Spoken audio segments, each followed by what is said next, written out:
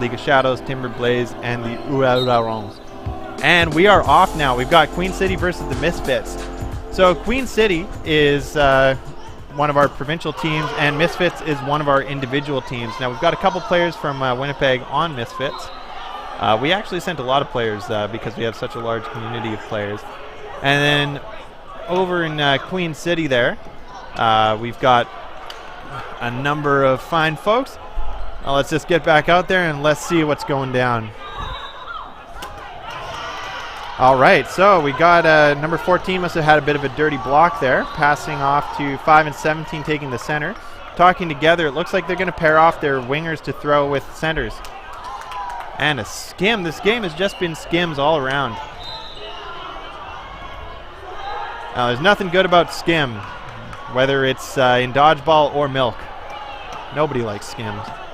Everybody prefers to have a nice, clean hit, or to at least have 1% of fat in your milk. There we go. We got 17 taking a shot at 28. Nails the ball shagger. Doesn't hit a player. Oh, and then another skim on. Nobody's going to get a direct hit in this game from the looks of it.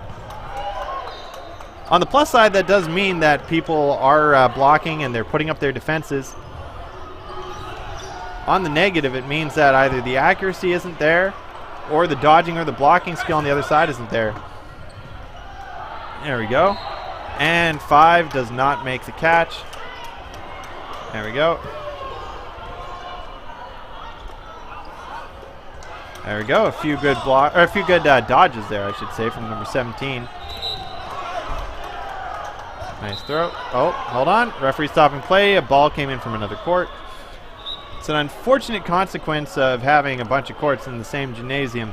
It's unavoidable, but at this level, nobody's really bothered by it.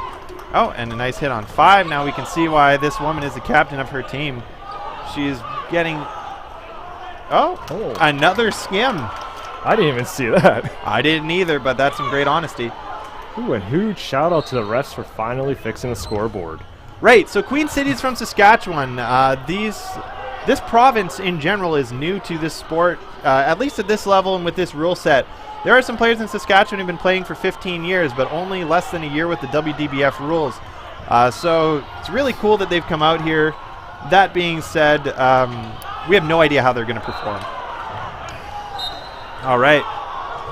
17 in the opening rush. Leaves a ball there. Oh, no. Now, in the WDBF rules, you're only allowed to grab the other team's balls after you've activated all 3 of your own.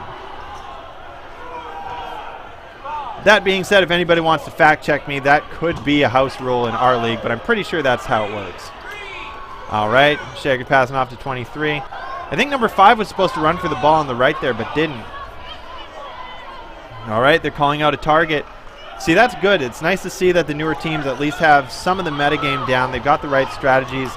15 doesn't have a successful block.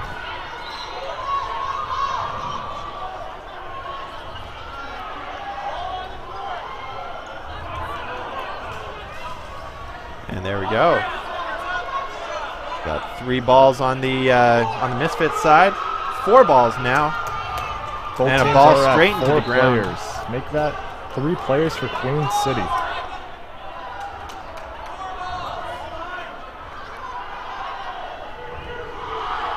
Oh, here we go. Moving up, we got 4 balls here.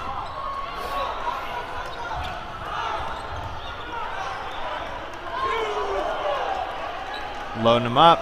We got Team Saskatchewan here. That would be Queen City. We got 4 balls on their side. They put them out to the corners. Oh, number 2 there getting knocked down. Misfits now down with 3 players. Oh, no. Nice recovery. Steps over the line. Devastating. You notice that just kind of like a hop once you realize what happened. Sometimes you could just feel the line on your shoe. I feel it in my heart. Yeah.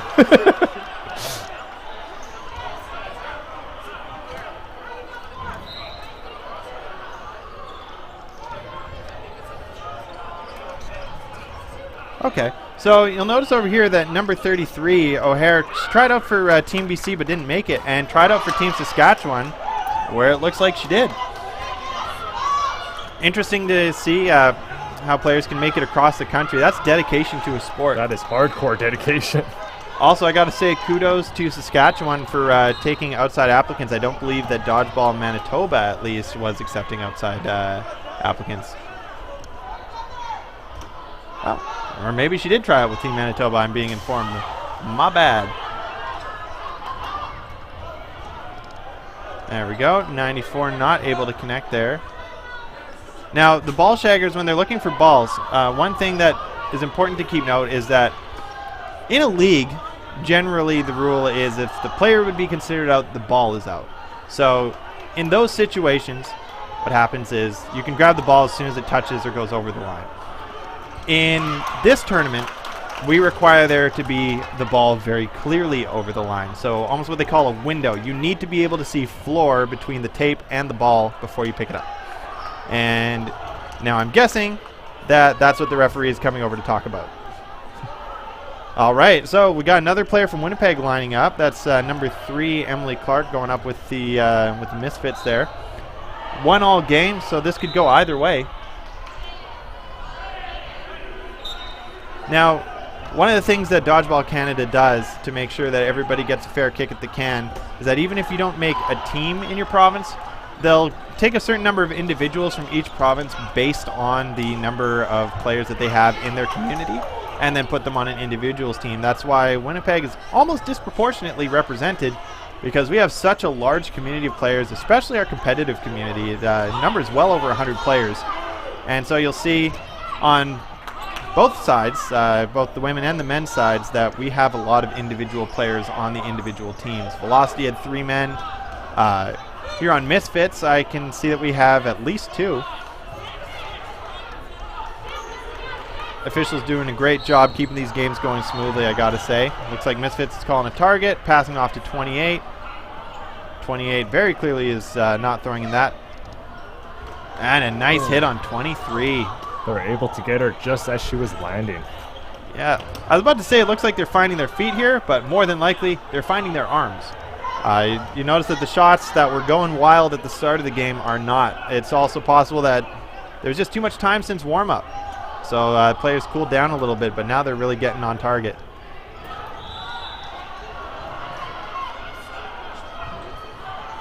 All right.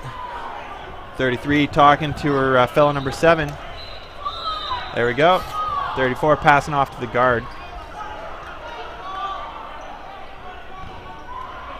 There we go. Talking to each other.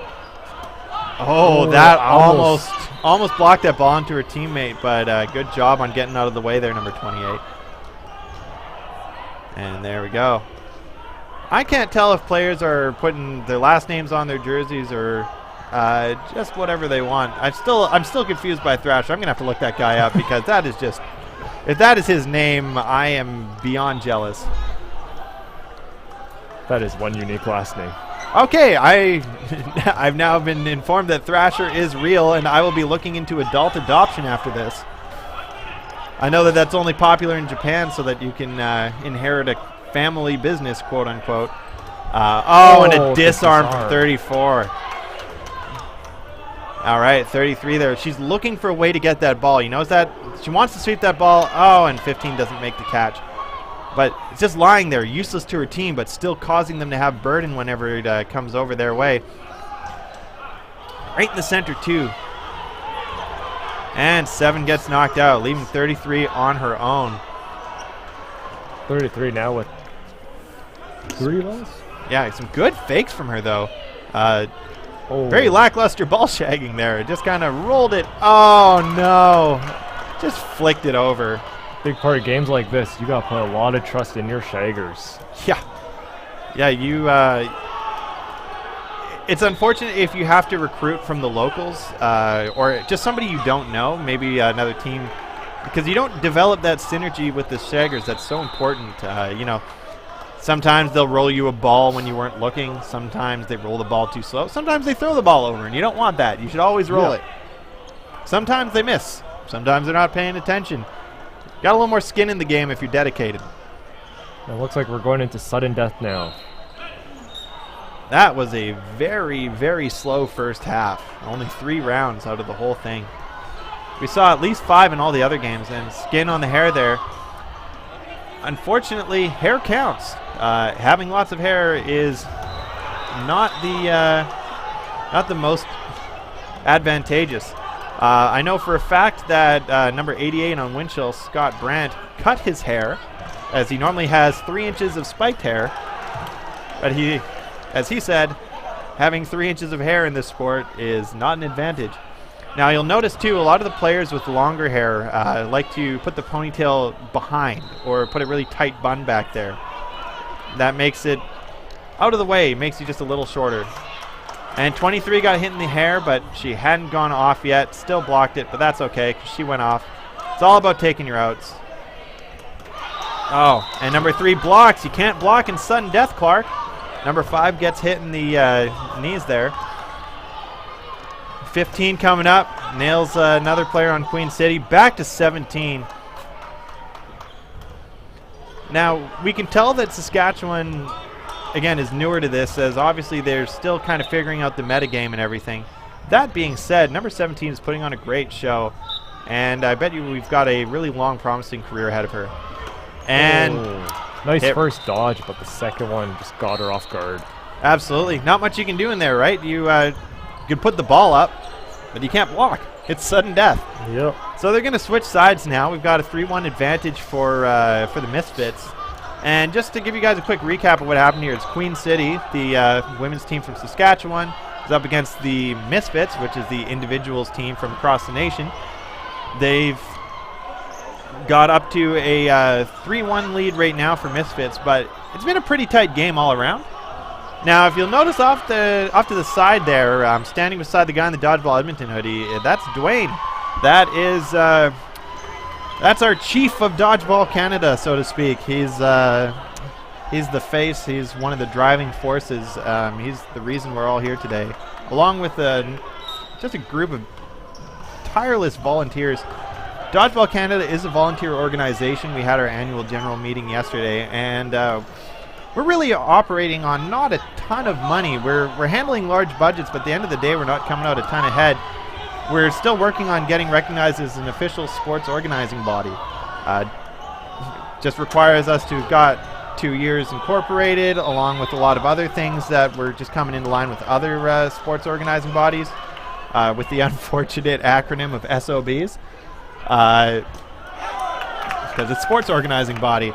We looked into a lot of this earlier. 17 just looked down for a ball, gets hit in the shins. Just unfortunate here. Lots of pump fakes from number 28 from Misfits. Yeah. Nice pump fakes too. Now, I believe number 33, O'Hare, there's one of the players who, I didn't know about this, but plastic knee pads, hard plastic knee pads are actually popular in other areas of the country. Unfortunately, most gyms don't allow them because they're very protective of their floors. So she had to pick up a new set of knee pads today. I'm not sure how that's affecting her gameplay, but having anything you're not used to when you're showing up to a tournament is not great, right? If you don't know those knee pads, it's hard to trust them, but you'll notice that most players here are wearing the A6 sliders, even over there on Misfits. Number 15, she's wearing a white set of sliders. I don't like white knee pads just because they get dirty and gross looking over time. Black knee pads are definitely the best because, like black socks, they never get dirty. That is true. Yep. The longer you wear them, the stronger they get. That being said, these A6 sliders that you're seeing a number of players wearing are really durable. I myself have owned a set since 2013. Probably got the better part of 1,000 games on them. They're still in, I don't want to say tip-top shape, but they still protect me perfectly. They're just a little gross. Honestly, don't know what I'll do without mine. Absolutely. 33 up there, getting called up by the referee. Showing some great sportsmanship by just walking off. Nobody's challenging the refs today, which is great. Got to respect their authority. There we go.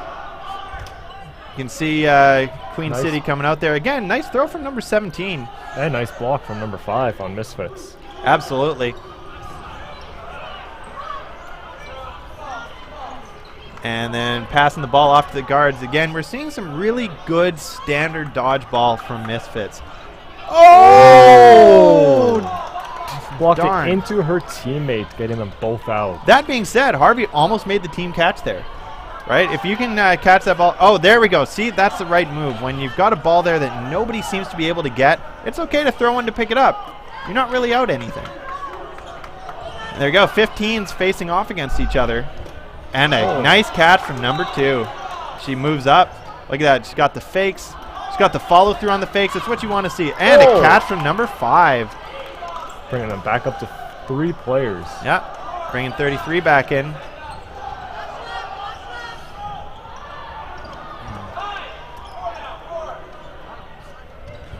I think I just heard somebody call a line, but I could be wrong. I believe that came from the other court. Oh, possibly. And we got a ball rolling onto the court. What will happen? It gets knocked out by accident. Doesn't affect anything. Oh, we got number 3 back in here. I haven't seen Clark playing much today, but looks like number 5 from Queen City has stepped on the back line. Oh, devastating.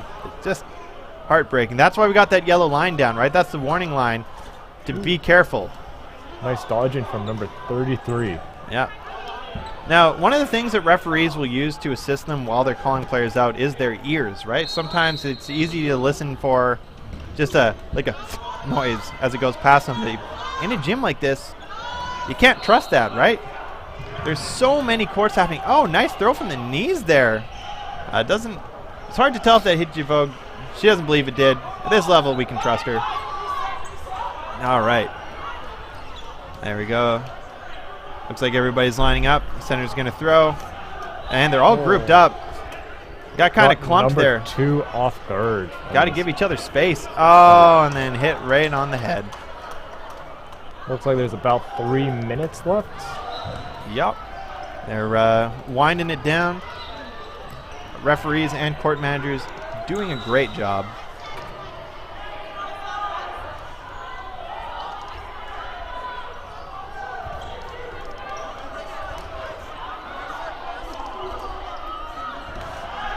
Lining back up. Misfits with a decisive lead.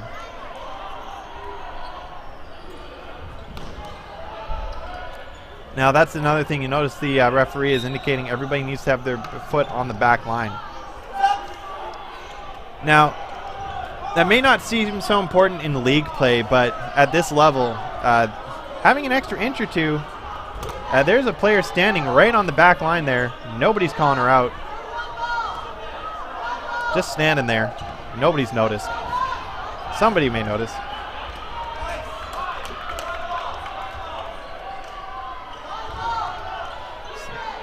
I even hear somebody yelling line calls, but it didn't happen. That's the unfortunate part. Nobody noticed. Yep. We can trust everybody to be honest here, but the thing about honesty is that you can't be honest about something that you don't notice. And refs do not see everything. Yeah, they've got 18 objects to keep track of. They have 6 players on each side and 6 balls. That's 18 moving objects you need to be aware of at all times. And even with 2 referees, good luck. It's hard. The referees really relying too on the players there to be honest and to be aware. Now, Misfits down to a single player. Queen City finally taking a lead, but they may not have enough time in this game left to get this victory, right? All 14 needs to do is survive for 2 minutes. But she didn't. So that puts Queen City up to 2. Now, a 3-point spread, that's something you can bring back if you fight hard for it. If they get 1 more point, this is back to anyone's game. They'll have to get 3 points in about a minute or 2 to tie it up. Oh, right. We only have a couple minutes left, hey? Yeah. You know what? If I was Queen City at this point in time, I would just go ham. Exactly. Oh, they're calling time. Pause the timer. Oh, looks like we are already going to sudden death. Not quite. No, they're timing. Oh, timeout. So this is not something that we run in Dodgeball Winnipeg, so a lot of the locals won't be familiar with it. But in games where I guess timing is not so much of the essence, you can pause the game, have a meeting with your team. Only the captains or the coaches can call a timeout. Now, in your league, in your local city, you probably won't get timeouts because they've probably got a community center rented for like 3 or 4 hours, and they've got maybe 5 minutes of time to play with extra outside of each game. So they just don't allow it. at a high level in any sport, timeouts are important, right? There are plenty of reasons to use a timeout, either to break the momentum of a team that seems to be really doing well, or you can use it to rally your own team. There's plenty of reasons to call a timeout. In this case, it was probably just because they noticed everybody who got clumped up there in that last round. Nice hit on 23 in the knees, but also nice counter from Queen City there. It's really important that you just be aware of where your other players are and to, I don't think, respect their space to correct them. Nice catch from two again. Very bad. Just really showing her skills there in catching.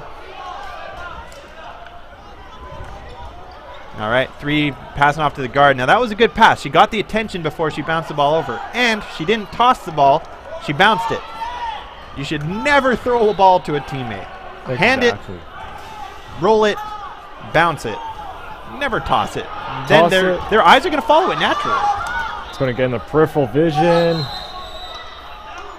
Oh, looks like we're going to sudden death with Queen City at 2 players and Misfits with their full 16. Yep, that's right. This will be tough. However, great thing you can do in sudden death, just throw whoever has the ball. 1, they can't throw. 2, they have to remember not to block. 3, they're unlikely to catch it if they're already holding something, which is...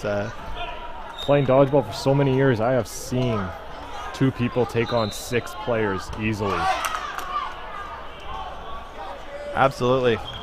Oh, right, and since catches still count for revivals in sudden death in standard WDBF rules, that would be, oh, so close to the line there. Oh, she stepped out. Oh, devastating. It was nice effort for the catch, but... She had the right moves. She was correct. Just didn't have enough space. So, quick recap here of what happened today in this game. So, Misfits and Queen City were in a dead heat for the first half, but then Misfits took a pretty good lead after they won the sudden death at halftime, and they just kept that going right through the rest of the game. Queen City wasn't able to rally. They're going to line up. They're going to high five. They're going to be good sports, show respect for the other team, and then we're going to move on to our next game.